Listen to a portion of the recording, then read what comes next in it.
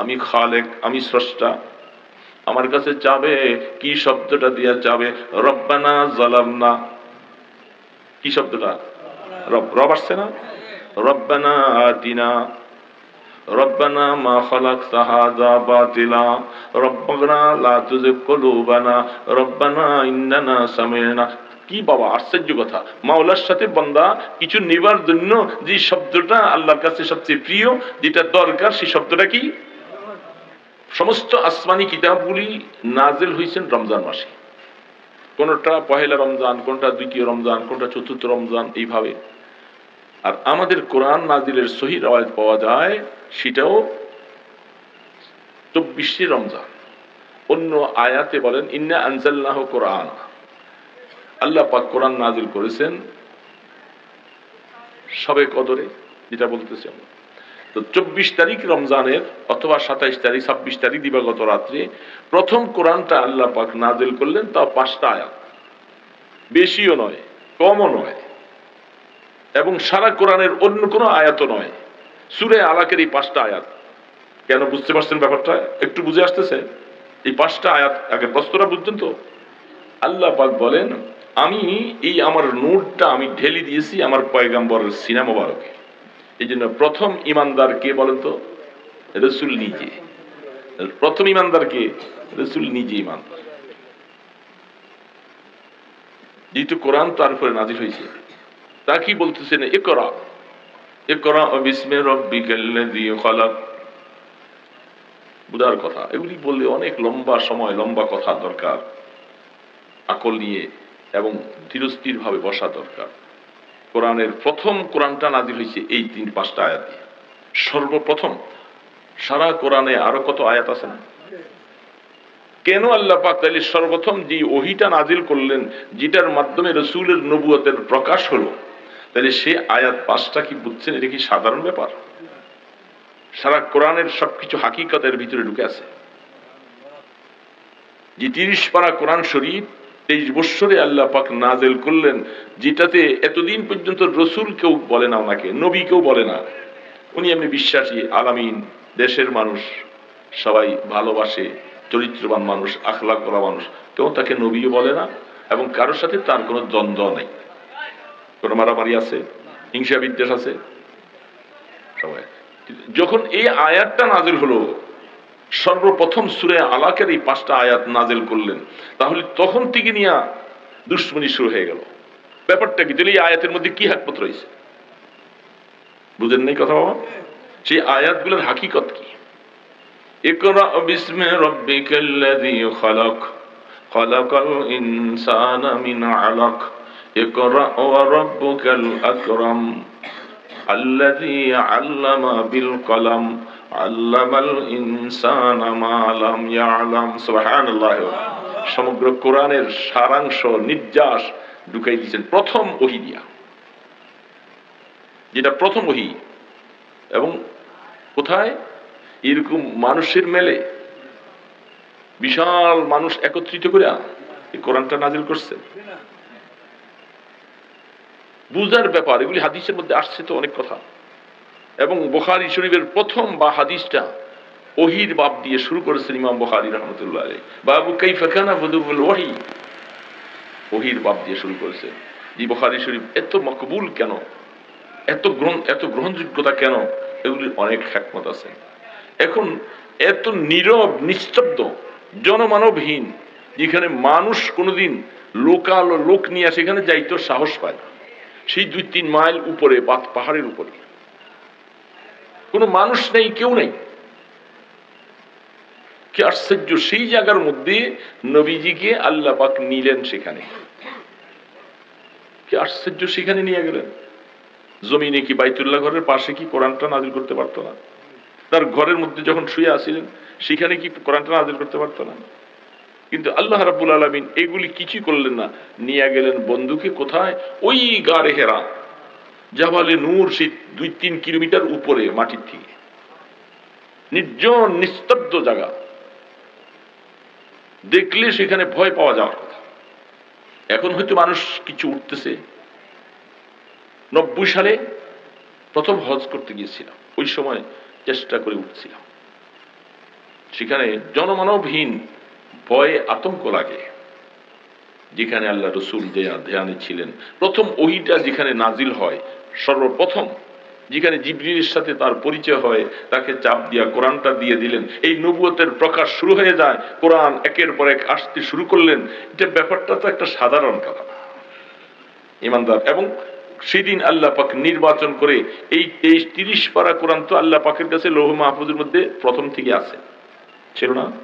তো এই সমস্ত আয়াত থেকে এই আয়াতটা, এই সূরাটাকে কেন আল্লাহ নির্বাচন করলেন? 30 পারা কোরআনের থেকে প্রথম এই সূরা আলাকের 5টা আয়াত কেন? এর ভিতরে কি রহস্য, কি রহস্য নিহিত রয়েছে? সেই সূরার মধ্যেও প্রথম প্রথম জিবরিল রাসূলকে বারবার দেয়া বলে, এ করা। আরে অপরিচিত মানুষ, কোনদিন দেখি নাই, শুনি নাই, হঠাৎ করে আইসা নির্জন নির্জন জায়গার মধ্যে, তাও রাত্রিও সেখানে থাকে।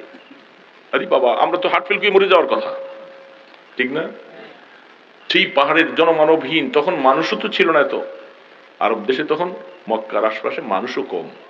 সেখান থেকে মক্কা শরীফ 3 কিলোমিটার পূর্ব দিকে যায় জাবালে নূর, সেখানে রসুল উঠলেন। কত কষ্ট করে উঠতে হয়, 1450 বছর পরে যখন জুয়ানরা উঠতে যে হিমশিম খাইয়ে যায়, পা পিছলে পড়লে জীবনে আসা শেষ। সেখানে উঠছে, মাঝে মধ্যে আবার রসদ শেষ হয়ে গেলে নামেন। কতদিন ছিলেন? প্রায় সহিহ রওয়ায়াত অনুযায়ী পাওয়া যায় 1 মাস ছিলেন। কতদিন?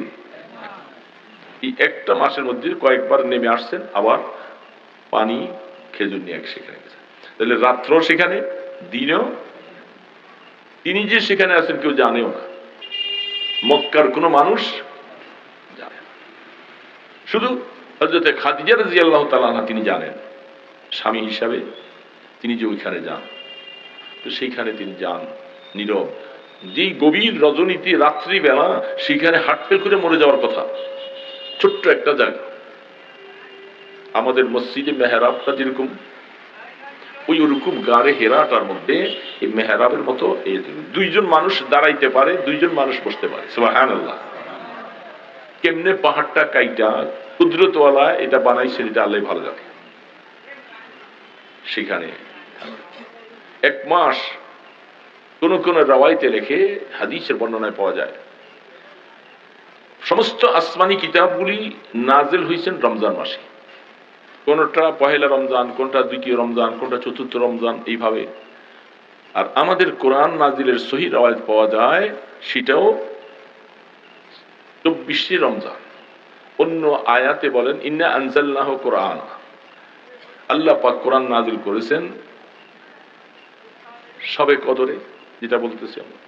তো 24 তারিখ রমজানের, অথবা 27 তারিখ, 26 তারিখ দিবাগত রাত্রে প্রথম কোরআনটা আল্লাহ পাক নাজিল করলেন, তাও 5টা আয়াত, বেশিও নয় কমও নয়, এবং সারা কোরআনের অন্য কোনো আয়াতও নয়, সূরা আলাকের এই 5টা আয়াত। কেন, বুঝতে পারছেন ব্যাপারটা? একটু বুঝে আসতেছে? এই 5টা আয়াত, আগে প্রশ্নটা বুঝতেন তো, এই 5টা আয়াত কেন? সারা কোরআনে আরো আয়াত ছিল না? এবং আরো বেশি আয়াত হতে পারতো না? আরো কম কি হতে পারতো না? এই কথাগুলি একটু সংক্ষেপে, একটু হালকা শুনুন। অসুবিধা হইতেছে নাকি?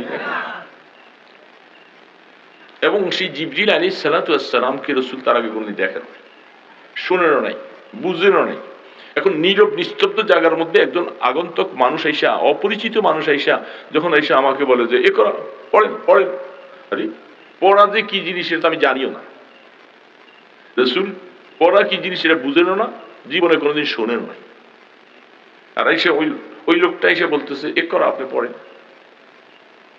রাসূল ঘাবড়ে গেছে, আমাকে পড়তে বলতেছে, কেমনে পড়ে সেটাও জানে। রাসূল কি লেখাপড়া? রাসূল উম্মি যাকে বলা হয়, আনপড়, কোনদিন দুনিয়ার কোন মানুষের কাছে রাসূল পড়েন না। সেই আনপড় রাসূল তখন প্রথম বলতেছিলেন আমাকে যে আপনি পড়েন পড়েন বলেন, আমি তো পড়তে জানি না। মা আনা বিকারিন, আমি পড়তে জানি না। পড়তে জানেন না, বাস চলে যাওয়ার কথা না, যায় না।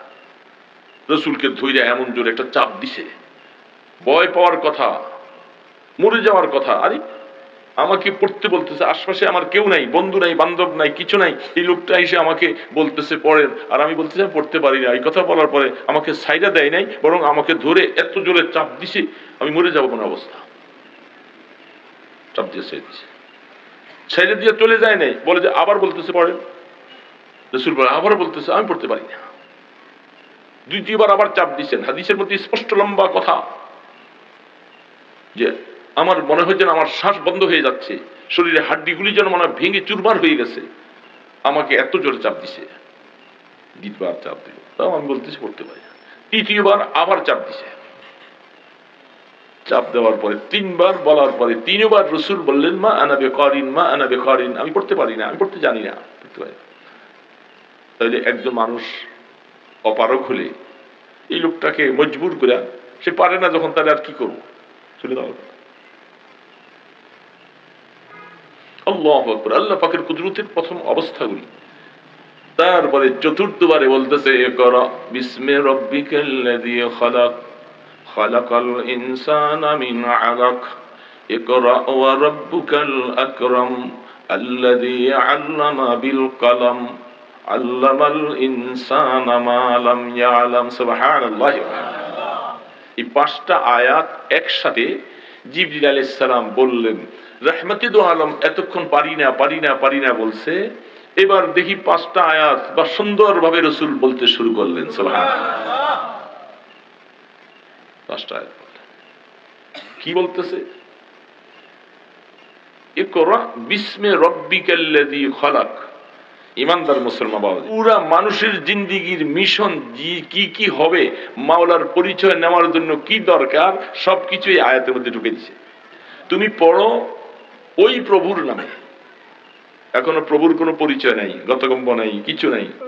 ইকরা বিসমি রাব্বিকাল্লাযী শব্দটা আনছেন কি? রব। কি আনছেন?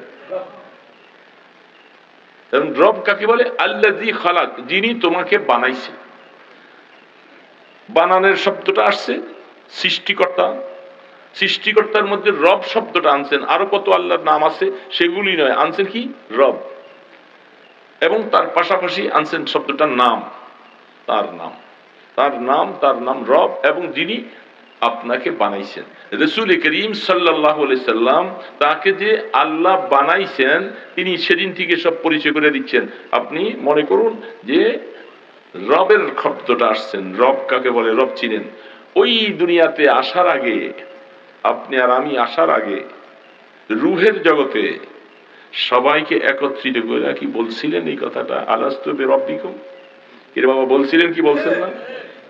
আমাদের মনে নাই, কোরআন তো বলছেন আলাস্তু বিরাব্বিকুম, আমি কি তোমাদের রব নয়? সেই সময় সমস্ত রূহের সামনে বলছিলেন শব্দটা, আর কোন শব্দ আনেন নাই। শব্দটা কি আনছেন? রব। ওই প্রথম জীবনে আনছেন রব। দুনিয়ার জীবনে যখন রাসূলের কাছে প্রথম ওহী আসবে, সেই ওহীর মধ্যে শব্দটা, প্রথম শব্দটা কি? দেখছেন অবস্থা? দেখছেন প্রথম ওহী, সারা কোরআনের প্রথম নাজিল হবে, প্রথম ওহীর মধ্যে শব্দটা কি আনছেন? রব। আসে দুনিয়াতে আসলাম এবং রাসূল নবুয়ত প্রাপ্তি শুরু হলো। আস্তে আস্তে করে নামাজ আসবে।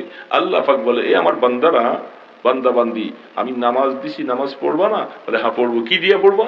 আলহামদুলিল্লাহি রাব্বিল আলামিন। সুবহানাল্লাহ। কি শব্দ? রব। নামাজের প্রথম শুরু করতে হলে রব, ওহী শুরু করতে যায় প্রথম শব্দটা রব। রূহের জগতে প্রশ্নটা হয়েছে রব কি? মাঝখানের জীবনের মধ্যে সমস্ত নামাজের অংশের মধ্যে সুবহানা রাব্বিয়াল আযীম, সুবহানা রাব্বিয়াল আ'লা, সব রব রব। মাঝখানে কোরআন শরীফ 23 বছরে 30 পারা কোরআন নাযিল করে, বান্দা আমার সাথে কিছু চাওয়া পাওয়ার মুআমেলা আছে, আমার কাছে কিছু চাবে, যেহেতু আমি রব, আমি খালেক, আমি স্রষ্টা, আমার কাছে চাবে। কি শব্দটা দিয়া চাবে? রব্বানা যালামনা। কি শব্দটা? রব। রব আসছে না?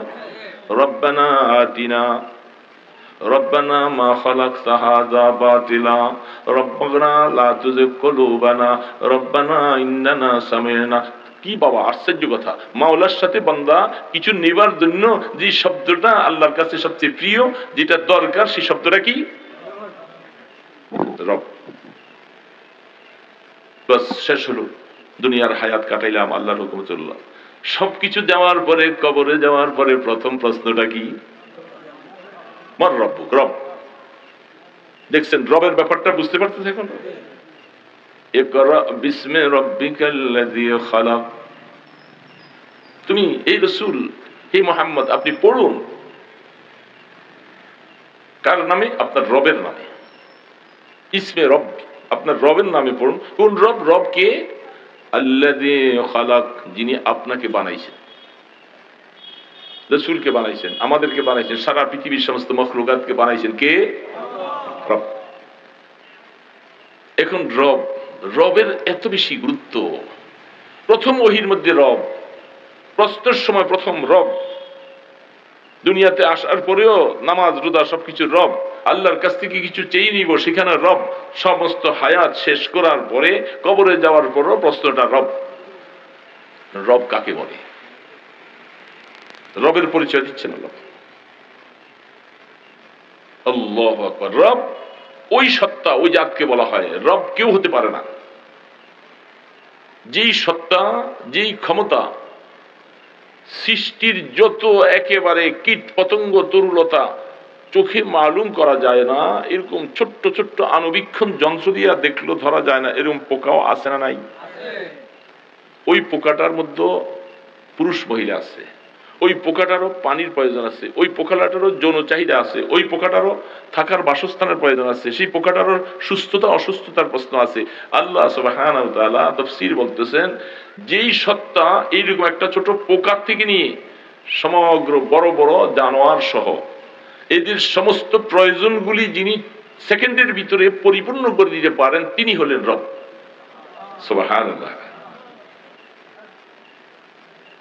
কিসি মুরগি দর কাফে কিসমত খোরাক।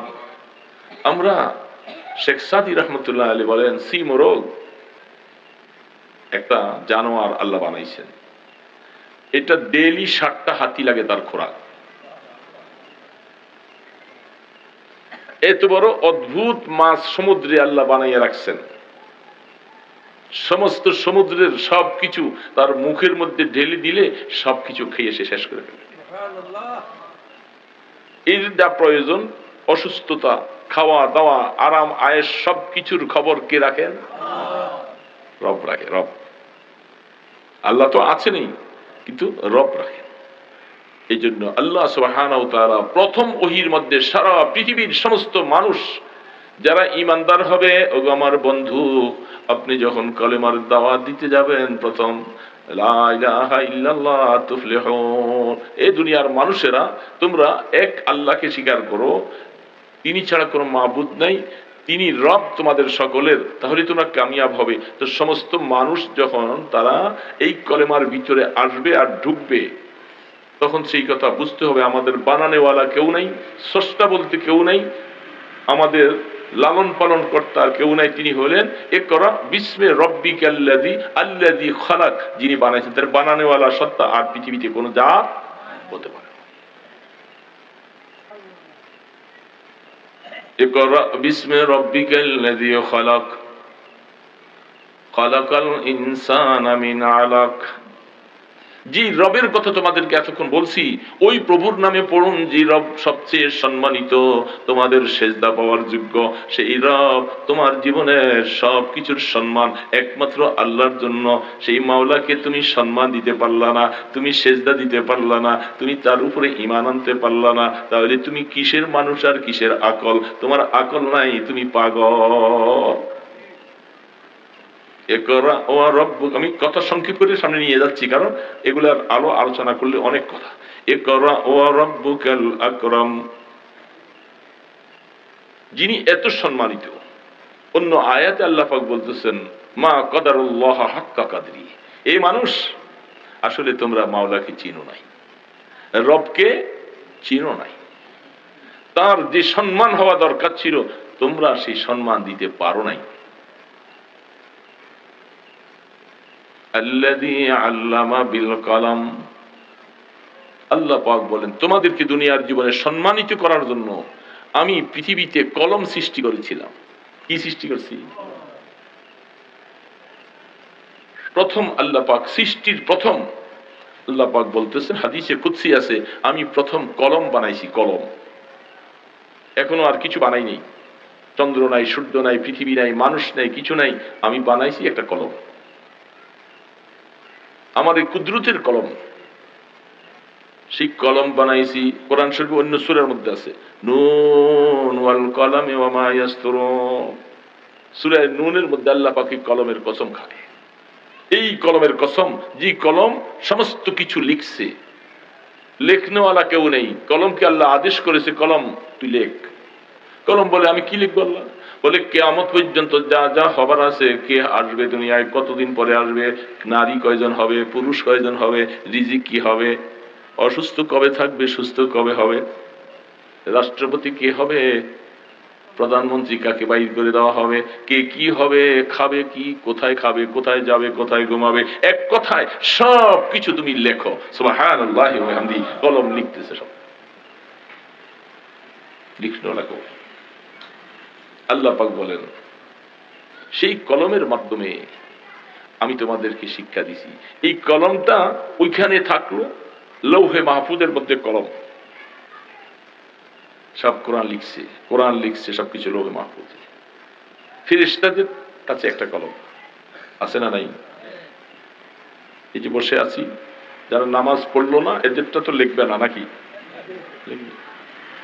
যে লোকটা মদ খায় তাইটাও, যে বেপরদা মহিলার সাথে সে জিনার মধ্যে লিপ্ত সেটাও, এরকম নামধারী মুসলমান আছে না নাই? অহরহ জেনা ব্যভিচারের মধ্যে লিপ্ত, কেউ জানে না, মদ খায়, শরাব পান করে, আবার জেন্টেলম্যান হইয়া মানুষের মেলেও আসে, কিন্তু তার গোপনীয়তাটা কেউ জানে না। আল্লাহ পাক জানে, আর ফেরেশতা দিয়ে দিছে দুইজন, ওনারা ওনাদেরই লেখাগুলি এখানে কলম, ওইখানে এক কলম। আর মানুষকে আল্লাহ পাক সম্মানিত করার জন্য, শিক্ষিত না হলে সে দুনিয়ার কাজ কারবার করতে পারবে না, এই জন্য শিক্ষা অর্জন করার জন্য মানুষের জন্য দিয়েছে আরেকটা কলম। এই জন্য আল্লাহ পাক বলতেছে আল্লামা বিল কলম, আমি তোমাদেরকে, তোমাদের বাবা আদমকে সম্মানিত করেছি ফেরেশতাদের সামনে, সমস্ত মখলুকাতের সামনে, আমি ফেরেশতা সহ সবাই সামনে আমি আমার আদমকে, ও আল্লামাল আদমা আসমা কুল্লাহা, আল্লাহ পাক বলেন আদমকে বানাইয়া সারা পৃথিবীর সব কিছুর নাম আমি আদমকে মুখস্থ করে দিয়েছি। ফেরেশতাকে বললাম তুমি বলো তো, তুমি বলো তো। ফেরেশতা বলে আল্লাহ আমরা তো জানি না।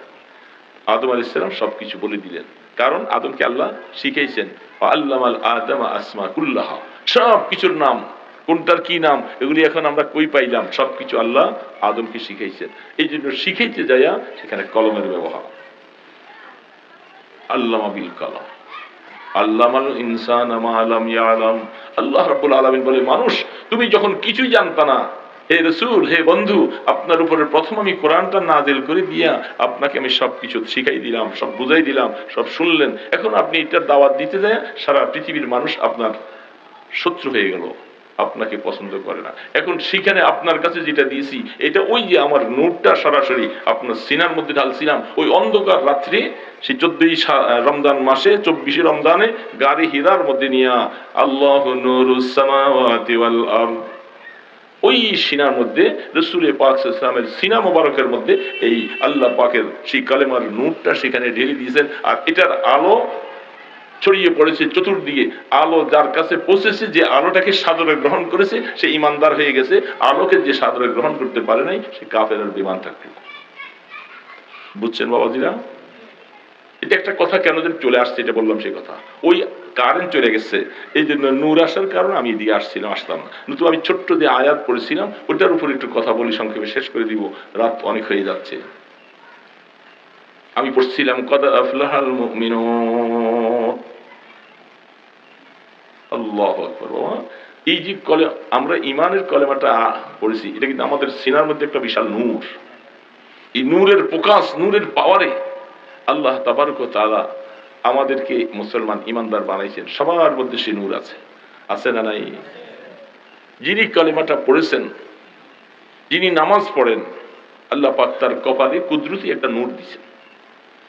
এটা আল্লাহ না করুক, এই নূরওয়ালা মানুষটা গুনার কারণে কিয়ামতের ময়দানে তওবা করে না যাওয়ার কারণে যদি শাস্তি ভোগ করে জাহান্নামে যাইতে হয়, জাহান্নামে যাইতে হয়।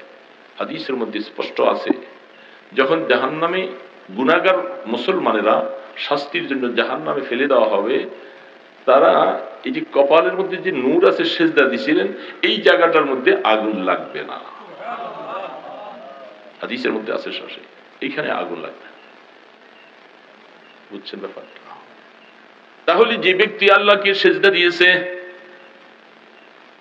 সেজদা দিয়ে দিয়ে আল্লাহকে যখন রাজি করেছে, জাহান্নামের আগুন যখন কপালের সেজদা দেওয়ার কারণে লাগবে না, তাহলে আল্লাহ সেজদাওয়ালা ব্যক্তিকেও জাহান্নাম থেকে বাঁচাবে। এই জন্য আল্লাহ রাব্বুল আলামিন বলে কদ আফলাহাল মুমিনুন, ওই মোমেন, ওই সমস্ত মোমেনরা তারা সফলতা অর্জন করেছে, আমি তাদেরকে সুসংবাদ দিয়ে দিলাম, এরা জান্নাতি হয়ে গেছে। জান্নাতি হবে তো মরার পরে, মরার পরে না? আল্লাহ পাক কোরআনে ঘোষণা দিয়ে দিচ্ছেন আল্লাহ রাসূলের কাছে, যেই মুমিন, ওই মুমিনকে আমি সুসংবাদ পৌঁছে দিলাম, কদ আফলাহাল মুমিনুন, তারা কামিয়াব হয়ে গেছে, লাভবান হয়ে গেছে, তারা জান্নাতি হয়ে গেছে। কারা? আল্লাযীনা হুম ফি সালাতিহিম খাশিউন। সুবহানাল্লাহি ওয়া বিহামদিহি। আল্লাহর কোরআন যে কি মজা বাবা, কি বলবো। যারা খুব খুশু খুজুর সাথে আল্লাহ পাকের মহব্বত নিয়ে, আল্লাহ পাকের ভয় নিয়ে যারা নামাজটাকে আদায় করেছেন, সুবহানাল্লাহ, এরা জান্নাতি। এরা আল্লাহ পাকের তরফ থেকে তাদেরকে ঘোষণা দিয়ে দেন, এরা পাস, অটো পাস। এখনো ইলেকশন নাই, আগে ঘোষণা হয় না। আল্লাহ পাক বলে, আমি তো, তোরা দুনিয়ার মধ্যে এগুলি কি করবি, আমি আল্লাহই তো আমার বান্দাকে আগাম সংবাদ পৌঁছে দিছি, তোরা জান্নাতি হয়ে গেছস, নিশ্চিন্ত হয়ে যা। আয়াতের মধ্যে প্রায় 6টা গুণ আছে এখানে। প্রথম গুণটা, যে প্রথম গুণটা আল্লাহ পাক বলছেন আল্লাযীনা হুম ফি সালাতিহিম খাশিউন, যারা আল্লাহ পাকের হুজুরে নিয়ে নামাজের মধ্যে, এই খুশু খুজুর তাফসীর ব্যাখ্যা অনেক কথা আছে, সংক্ষেপে 2টা কথা বলি শেষ, আর কথা যাব না, কথা সামনে বাড়তেছে অনেক আছে। আল্লাযীনা হুম ফি সালাতিহিম খাশিউন, আমাদের মধ্যে খুশু খুজু একটা শব্দ আছে না, একটা শিন আর একটা দোয়াত দিয়া, খুশু খুজু। খুশু শব্দের অর্থ হলো নামাজটা পড়বার সময় দিলটা আল্লাহর দিকে থাকা। কার দিকে থাকা? আমাকে আল্লাহ দেখতেছেন, আল্লাহ পাকের মহব্বত আজমত নিয়ে আল্লাহকে সেজদা করা। মন কোনো দিকে ছুটে গেলে যেমন ফিরে আসে, ব্যাখ্যা গেলাম না। আর খুজু নামাজের মধ্যে ফি সালাতিহিম কানিতুন, কানেত শব্দের অর্থ হচ্ছে নামাজের মধ্যে অঙ্গগুলি স্থির রাখা।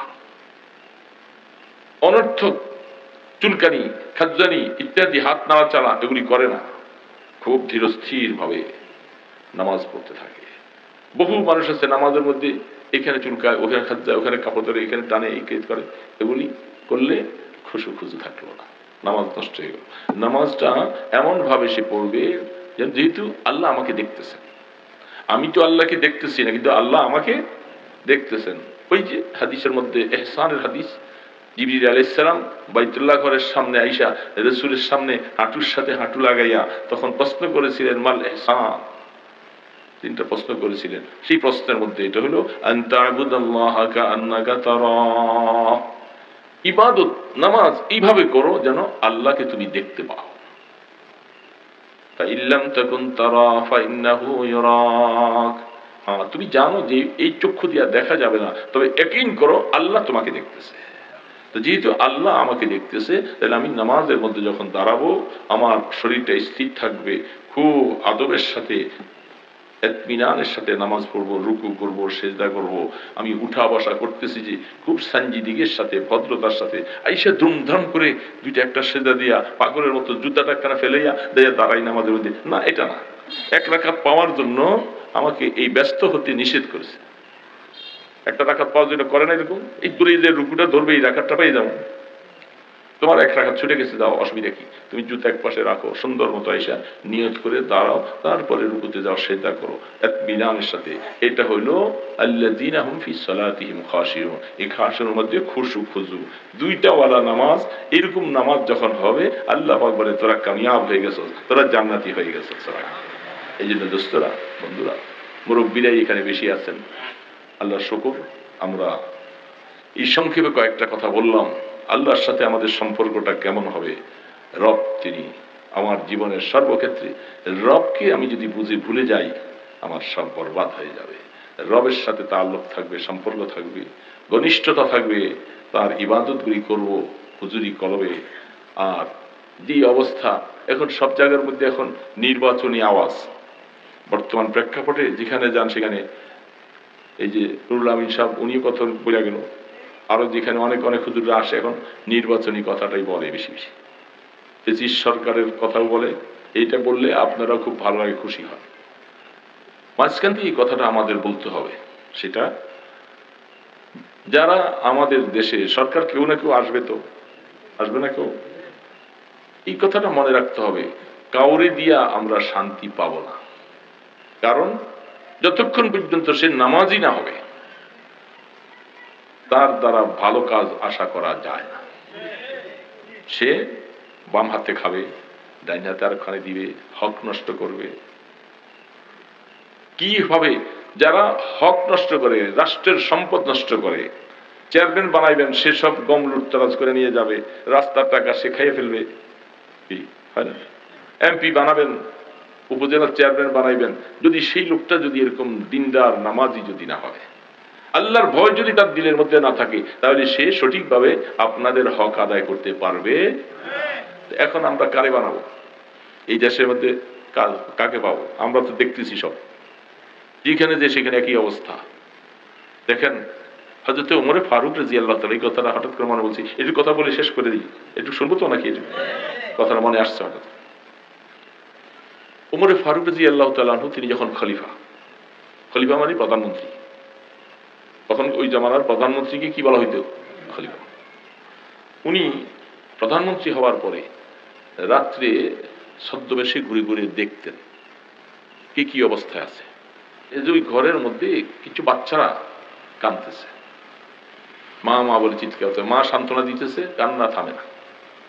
তিনি বাহিরের থেকে যে বলতেছেন, এই ঘরের মধ্যে কে? একজন মহিলা আওয়াজ দিলেন, আপনি কে? আমি একজন মুসাফির। আপনার ঘরে কি সমস্যা, অসুবিধা? বাচ্চা কাঁদতেছে।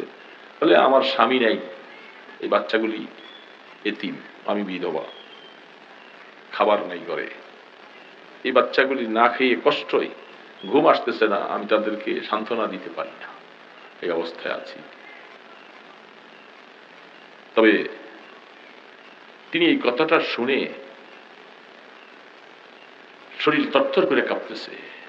আমি প্রধানমন্ত্রী, আর আমার অধীনে এতিম বাচ্চারা না খেয়ে রাত্রে ঘুম দিতে পারে না, কিয়ামতের ময়দানে কি জবাব দিব আল্লাহর কাছে?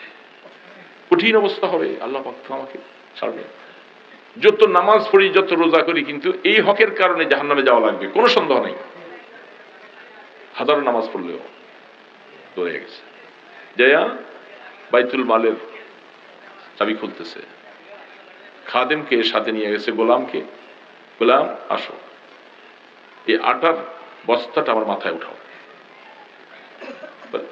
খলিফাতুল মুসলিমিন, আপনি কি বলতেছেন? আটার বস্তাটা আপনার মাথায় উঠাও, আমি আসি না?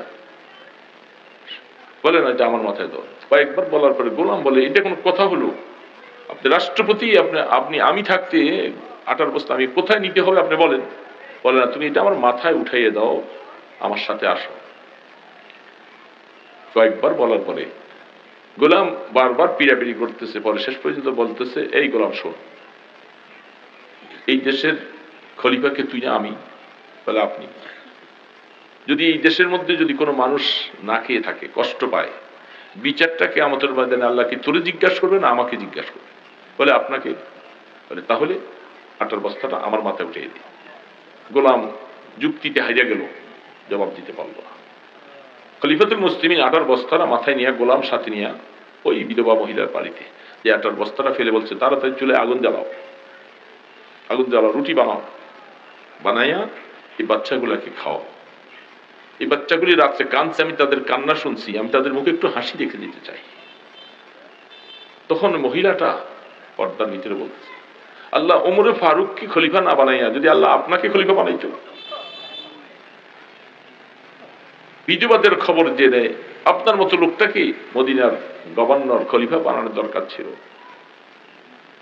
ওমরে ফারুককে খলিফা না বানাইয়া। কথা এই পর্যন্ত শেষ হইল। খলিফাতুল মুসলিম বলে, তুমি আগামীকাল ওমরে ফারুকের দরবারে যাইবা, যাইয়া তোমার হালাতটা তুমি বুঝাইয়া বলবা, সেখান থেকে তোমার বিধবার ভাতা মঞ্জুর করে দেওয়া হবে। পরের দিন মহিলা এতিম বাচ্চাগুলি রেখা খলিফাতুল মুসলিমের দরবারে গেছে, যাইয়া দেখে যে যেই লোকটা রাত্রিবেলায় আটার বস্তা নিয়ে আসছে তিনি দেখি খলিফা। সুবহানাল্লাহ। মহিলা চোখের ভিতরে বলছে, আমি তো বুঝি নাই, আমি চিনি নাই, যে আমি মনে করতেছিলাম যেহেতু সারা শুনছি খলিফাতুল মুসলিমিন ওমরে ফারুক মানুষের এত খবর রাখে, এত খবর রাখে, তো আমার খবর তো কেউ নিল না, এই জন্য বলছিলাম খলিফা ওমর না হইয়া আপনি হইলে ভালো ছিলেন, আপনি যে সেই লোক, আল্লাহ এই জন্য আসলে আপনাকে খলিফা বানাইছেন। এই এতিম গরিবদের বলে এটা তোমার উপরে আমার এহসান না, বরং তোমার হক আমার উপরে। যেহেতু রাষ্ট্রপ্রধান হলে এই সমাজের মধ্যে একটা কুকুরও যদি না খেয়ে মরে, কিয়ামতের ময়দানে আল্লাহর কাছে আমাকে এটারও জবাব দিতে হবে। এখন আমাদের দেশের রাষ্ট্রপ্রধানরা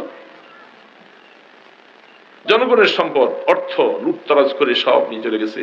আর তুমি যদি নামাজ পড়ো, তাহাজ্জুদ পড়ো, 14 বার হজও যদি করো, মনে রাখো এর কারণে জাহান্নামে যাওয়া লাগবে, কোনো সন্দেহ নেই, কোনো সন্দেহ নেই। এরকম দায়িত্ব যারা আদায় করতে পারবেন এরাই আইসেন ক্ষমতায়, আর নতুবা লম্বা লম্বা কথা বলেন না, জাহান্নামে যাওয়ার জন্য তৈরি হয়ে থাকে। মনে রাখবেন, আস্তাগফিরুল্লাহাল্লাযী লা ইলাহা ইল্লা হুয়াল হাইয়ুল কাইয়্যুম, আস্তাগফিরুল্লাহাল্লাযী লা ইলাহা ইল্লা হুয়াল হাইয়ুল, আস্তাগফিরুল্লাহাল্লাযী লা ইলাহা ইল্লা হুয়াল হাইয়ুল, লা হাওলা ওয়ালা কুওয়াতা ইল্লা বিল্লাহিল আলিয়্যিল আযীম। আল্লাহুম্মা সাল্লি আলা মুহাম্মাদ ওয়া আলা আলিহি ওয়া আসহাবিহি ওয়া বারিক। আল্লাহুম্মা সাল্লি আলা মুহাম্মাদ ওয়া আলা আলিহি ওয়া আসহাবিহি ওয়া বারিক ওয়া সাল্লিম। আলহামদুলিল্লাহি রাব্বিল আলামিন, والصلاة والسلام على أشرف الأنبياء والمرسلين. يا حي يا قيوم برحمتك نستغيث، أصلح لنا شأننا كله ولا تكلنا إلى أنفسنا طرفة عين. আল্লাহ অনেক রাত্র হয়ে গেছে, আল্লাহ এই বুড়া বুড়ি লোকগুলি, বুড়া বুড়া লোকগুলি বসে আছে, আল্লাহ আল্লাহ দাড়ি পাইকে গেছে, কমজোর হয়ে গেছে, আল্লাহ এই লোকগুলি এখনো এত রাত্র কেন বসে আছে? তোমার কোরআনের মায়ায়, তোমার রসুলের হাদিসের মায়ায় বসে আছে। আল্লাহ আমাদের এই বসাকে তুমি কবুল করে নাও। আল্লাহ আমরা আখিরাতের যাত্রী, এ আল্লাহ কখন ডাক দিবা চলে যাবো, এ মাওলা আমাদের গুনাহগুলি মাফ করে দিও। আল্লাহ আমরা আগুনে জ্বলার মতো ক্ষমতা আমাদের নাই মাওলা। এ মাওলা আগুন যে কত কষ্ট, কলিজাটা পুরে চারকার হয়ে যাবে। আল্লাহ আমাদেরকে মাফ করে দাও, আল্লাহ আগুনে ফেলে দিও না, আল্লাহ আল্লাহ আগুনে ফেলে দিও না মাওলা। আল্লাহ মৌতের সময় তওবা করে কবরে যাওয়ার তৌফিক দিও। হঠাৎ করে মৌত দিও না মাওলা, তওবা করতে না পারি এমন মৌত দিও না আল্লাহ। আল্লাহ মৌতের ডাক দেওয়ার আগে কিছু আগে আমাদেরকে তওবা করার পরিবেশ দান করে দিও আল্লাহ, যেন ঈমান নিয়ে কবরে যেতে পারি। আল্লাহ যদি ঈমান নিয়ে কবরে যাওয়া যায় আর কোন চিন্তা থাকবে না মাওলা। আল্লাহ তোমার জান্নাতের কথা সারা জীবন শুনলাম, আল্লাহ দয়া করে আমাদেরকে জান্নাতুল ফেরদাউসের মালিক বানিয়ে দিও। আল্লাহ মানুষের কত হক না যেন আমাদের উপরে আছে, আল্লাহ এই হকের কথাগুলি আমাদের স্মরণ করাইয়ে দিও, আমরা যেন মানুষের হক আদায় করে দুনিয়া থেকে যেতে পারি। আল্লাহ আল্লাহ কারো হক আমাদের উপরে রাখা অবস্থায় মৌতের ডাক দিও না মাওলা। আল্লাহ আল্লাহ তোমাকে রব হিসাবে নিজেদের জীবনের সর্বক্ষেত্রে মানবার তৌফিক দাও। আল্লাহ কবরে যাওয়ার পরে রব নিয়ে যখন প্রশ্ন হবে আল্লাহ সেদিন জবাব দেওয়া আমাদের জন্য সহজ করে দিও আল্লাহ। ইয়া আল্লাহ আমল নামাটা ডান হাতে দিও আল্লাহ, হিসাবের কড়াকড়ি করেন না মাওলা। আল্লাহ আপনার হাবিবের সুপারিশ নসিব করে দিয়েন, হাউজে কাউসার নসিব করে দিয়েন আল্লাহ। আল্লাহ যারা মাহফিলের আয়োজন করেছেন আল্লাহ সবাইকে গুনাহ খাতা মাফ করে দাও আল্লাহ, সকলকে আপনি হায়াত তাইয়্যিবা দান করেন। ইয়া আল্লাহ এলাকার ঘরে ঘরে নামাজি বানিয়ে দেন আল্লাহ, আমাদের ছেলে মেয়ে বিবি বাচ্চা সবাইকে দিনদার বানিয়ে দেন। সন্তানের জন্য আল্লাহ আমাদের মায়া লাগে আল্লাহ, তাদেরকে তুমি জাহান্নামের পথ থেকে ফিরে রাখো আল্লাহ। আল্লাহ আমরা যখন কবরে চলে যাব এই সন্তানগুলি যেন আমাদের জন্য দোয়া করতে পারে তৌফিক দিও আল্লাহ। এ আল্লাহ আমাদের দুরুদ ও সালামের হাদিয়া সোনার মদিনায় পৌঁছে দাও আল্লাহ, আপনার হাবিবের রওজা আথারে আমাদের সালামগুলি পৌঁছে দাও আল্লাহ। এ আল্লাহ আপনার ইসমে আজমের উসিলায় আপনার হাবিবের কদম মোবারকের উসিলায় আমাদের দোয়াগুলি কবুল ফরমাও। সাল্লাল্লাহু তাআলা আলা খায়রি খালকিহি মুহাম্মাদিন ওয়া আলা আলিহি ওয়া আসহাবিহি আজমাইন বিরহমাতিকা ইয়া আরহাম।